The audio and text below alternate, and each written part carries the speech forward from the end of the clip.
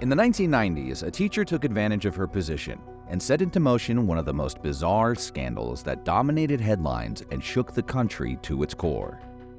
Decades later, the story would partially inspire the 2023 film May December, meaning the notorious case still hasn't totally faded from memory.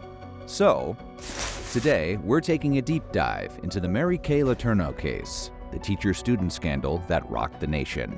But before we get started, be sure to subscribe to the Weird History channel. After that, leave a comment and let us know what other infamous scandals you want to hear about. Alright students, open your textbooks to page Weird.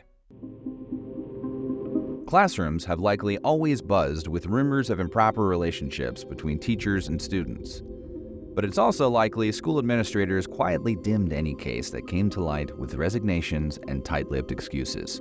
If it seems like reported misconduct and convictions occur more frequently these days, the reason may involve one of the most bizarre and upsetting scandals of the 1990s. Kay Letourneau was a school teacher in Burien, Washington, when 12-year-old Vili Fualaau entered her Shorewood Elementary 6th grade class in 1996. The artistic student reportedly suffered an abusive home life and soon became close with Letourneau and her husband Steve, accompanying them and their 4 children on trips. In June 1997, Letourneau and Fualaau began a relationship and produced 2 daughters, capturing the public's attention and leading to jail time for the 34-year-old teacher.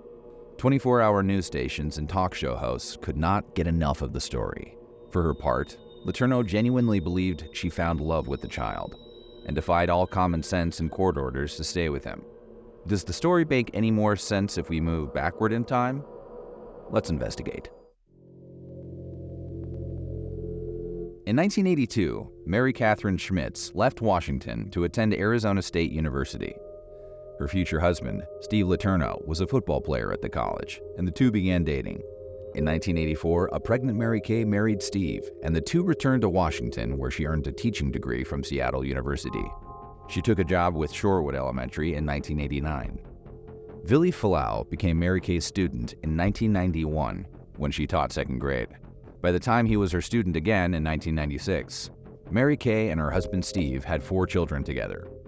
Some sources thought the Letourneau marriage appeared doomed from the start, as it involved wedlock due to an unexpected pregnancy.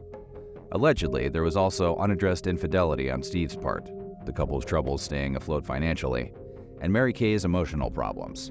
She cared for her children while studying for her teaching license at night, possibly setting the stage for the scandal to come. Vili Fualaau came from an abusive household where his mother Suna physically attacked him and her other 3 children, while she herself was often physically attacked by her husband, Lueva.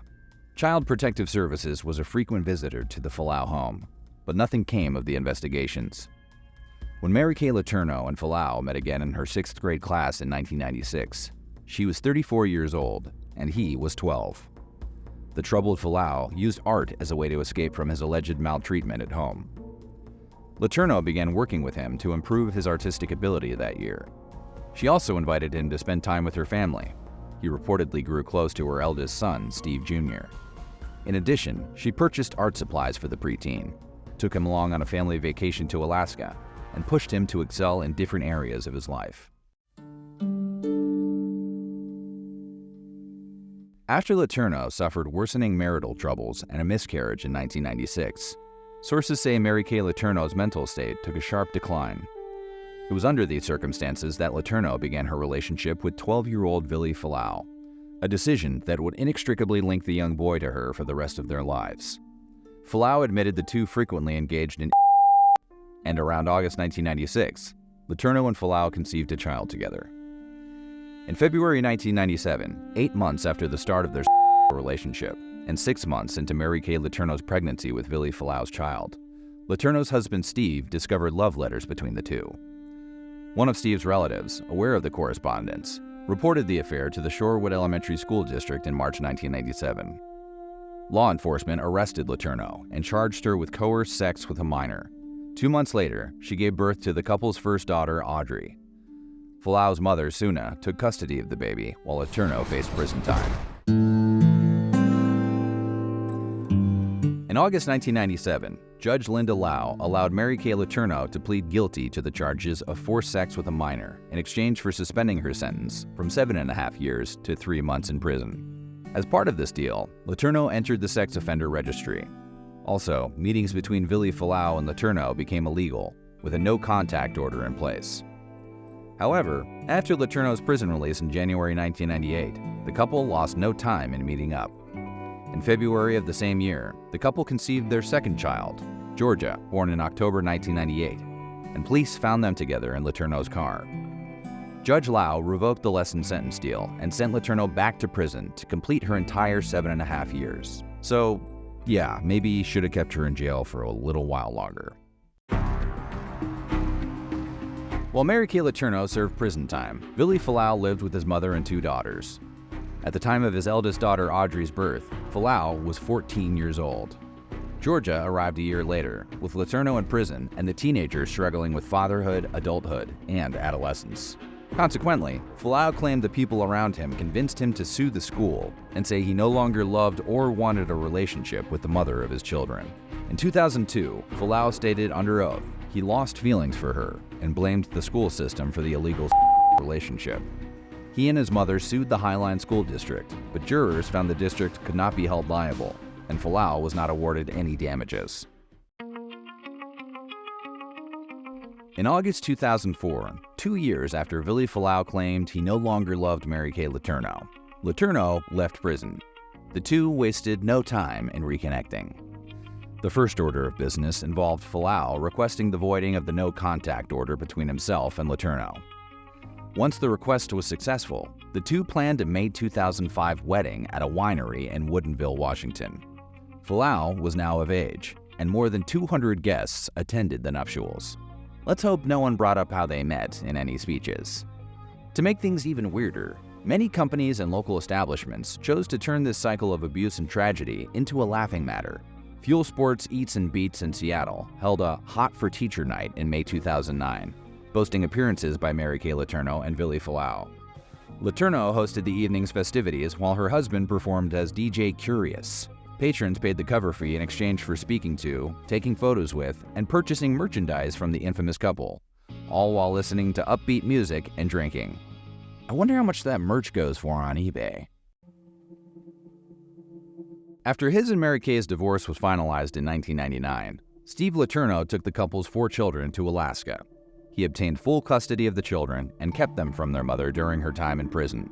After their mother's 2004 release, Steve Jr., Mary Claire, Nicholas, and Jacqueline decided to spend time with their previously absent mother and new stepfather, who was only a few years their senior.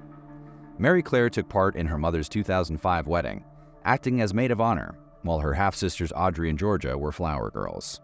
In addition, Steve Jr. moved in with Mary Kay Letourneau and Vili Fualaau when he returned to Washington from Alaska in October 2005. Mary Claire chose the Art Institute of Seattle for schooling and was frequently in the unconventional family orbit. After 12 years of marriage, Vili Fualaau filed for legal separation from Mary Kay Letourneau in May 2017. In response, his wife filed a motion to dismiss the separation.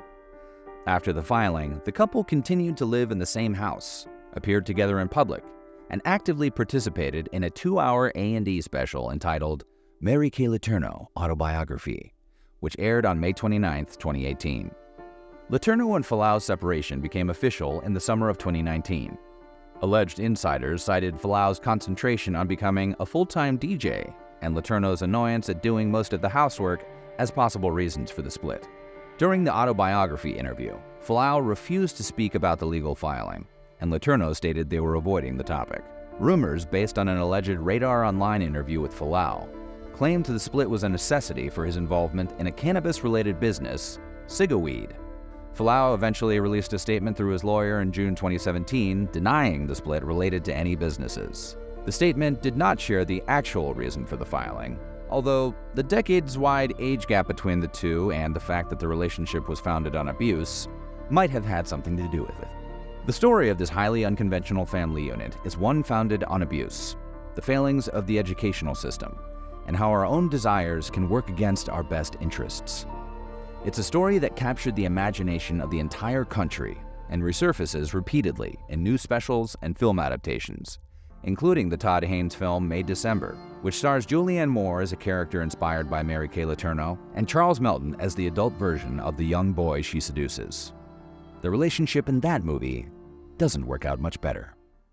So, what do you think? Do you remember this story, or are you hearing about it for the first time? Let us know in the comments below, and while you're at it, check out some of these other videos from our weird history.